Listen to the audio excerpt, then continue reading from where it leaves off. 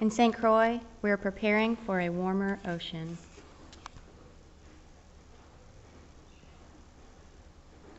St. Croix sits between the Tropic of Cancer and the equator in the Western Hemisphere. The island of St. Croix is located in the northern Caribbean Sea along the western edge of the Leeward Islands of the Lesser Antilles. The island can be found at 17 north, 64 west, or about 90 miles southeast of Puerto Rico.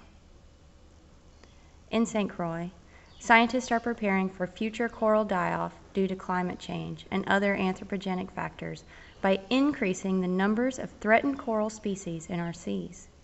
We call it coral restoration. But wait, why will corals die due to climate change? When sea temperatures rise above a normal maximum temperature for several days, corals expunge the symbiotic algae, or zooxanthellae, that lives within their polyps. These algae offer the coral their color and some of their food. So when corals dismiss these algae, they look very white, and that's why we call this coral bleaching. If sea temperatures decrease soon after the bleaching happens, the corals will readmit the algae and life on the reef resumes somewhat normally. Without the symbiotic algae over time, corals become stressed, and just like humans, they're more susceptible to disease when stressed. After a major bleaching event in 2005, scientists estimate that the Virgin Islands lost up to 60% of their coral cover.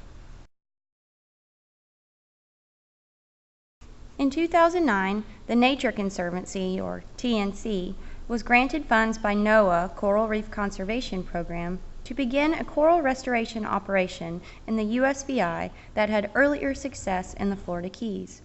By increasing the population of these staghorn and elkhorn corals, perhaps the reefs will be more prepared for a future changing climate.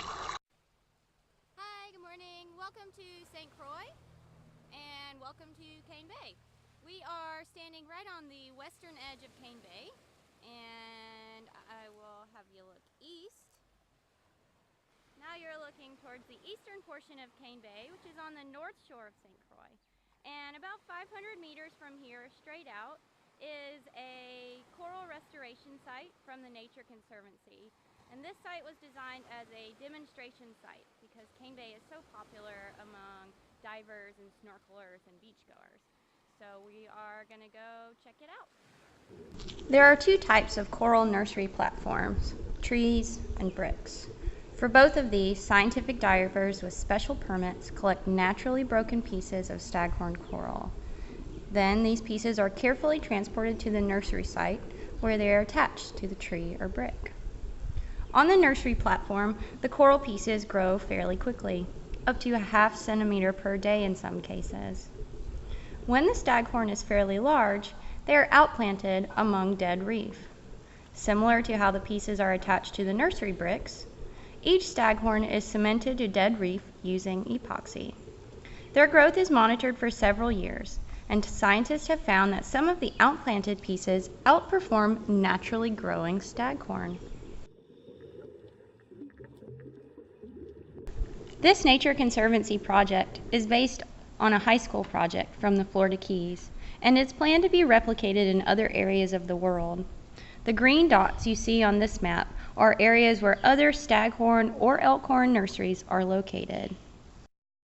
The goal of the Coral Restoration Project is to increase threatened coral species abundance, which implies an assumption that average sea temperatures will definitely rise, thus leading to more frequent coral bleaching and death. But with some assistance, perhaps our coral reefs will survive man-made climate change and continue to provide homes for all the beautiful tropical creatures that rely on them, including us.